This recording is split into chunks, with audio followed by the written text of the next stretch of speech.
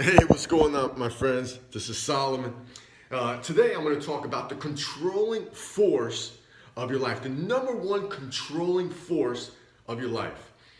Um, oh yeah, and by the way, you know, I'm in my house, but I'm in San Diego. San Diego is supposed to be really beautiful, right? Well, this morning I woke up, it was raining, but it looks like it's stopping right now, and there's a little breeze out there. It's probably drizzling, but usually what happens is that around 8 o'clock, that's when the sun starts peeking its head up and the day starts becoming another San Diego weather, right? Like 75, 80 degrees, right?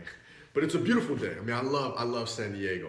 But today I want to talk about something that I've learned when I was young, and it was by a man. And it's the controlling force of your life.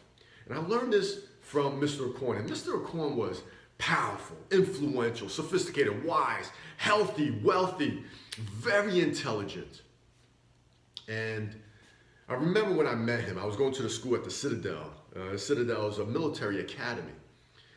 And I met him because I wanted to learn more about life. And he was an entrepreneur of the year for the state of South Carolina. When I first met him, he was very articulate, very wise. And he would just shoot me this philosophy that just taught me so much about life. And I remember one day I asked him, "How did you do it?" And I'm thinking to myself, this guy probably came from a wealthy family. He probably went to Harvard or Yale. He had the best education. He grew up in a very sophisticated and affluent family. But on the contrary, that wasn't true. When one day Mr. Corn invited me to his house for lunch, and I asked him, I said, "How did you do it? Mr. Corn, how did you do it, sir? You're influential, you're powerful, you're wise, you're wealthy, you're healthy, you have a beautiful family, you live in an affluent area, and you're an entrepreneur of the year for the state of South Carolina. How did you do it?" And he said, "Come here, Solomon. Let me show you something."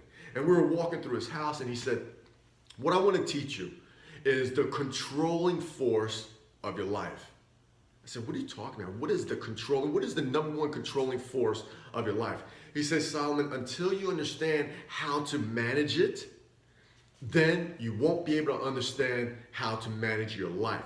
Once you understand the controlling force of your life, then you'll learn how to control the force that actually guides your life, that causes you to make those decisions." And then he piqued my interest. He said, "If you understand how to control your life, how to control this force, then you'll learn how to manage your emotions. Then you'll learn how to control the decisions you make, and you'll learn how to make better choices in your life." He piqued my attention. I'm saying, so it's this. What is this controlling force? He says, Solomon, listen to me, right? Because I was so interested, and then he told me a story. You see, Mr. Coyne, he only had a sixth grade level education. He only had a sixth grade level education, but he was buying about 2 or 3 properties a month in South Carolina in cash.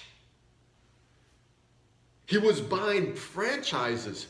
He owned a big franchise. It was a sign company, and he was buying 2 or 3 of those franchises a month.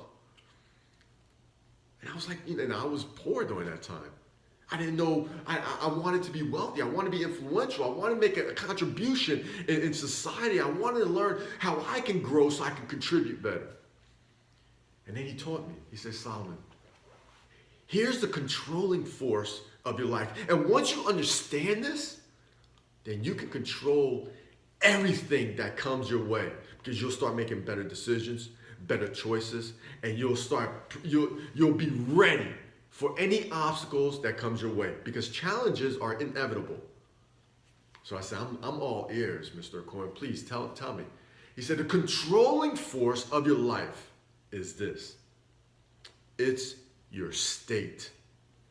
I said, "What state? What is state? I mean, I live in the state of New Jersey. What does state have to do with the controlling force of my life?" He said, "No, it's not the government. It's not where you came from. It's not the state that you live in.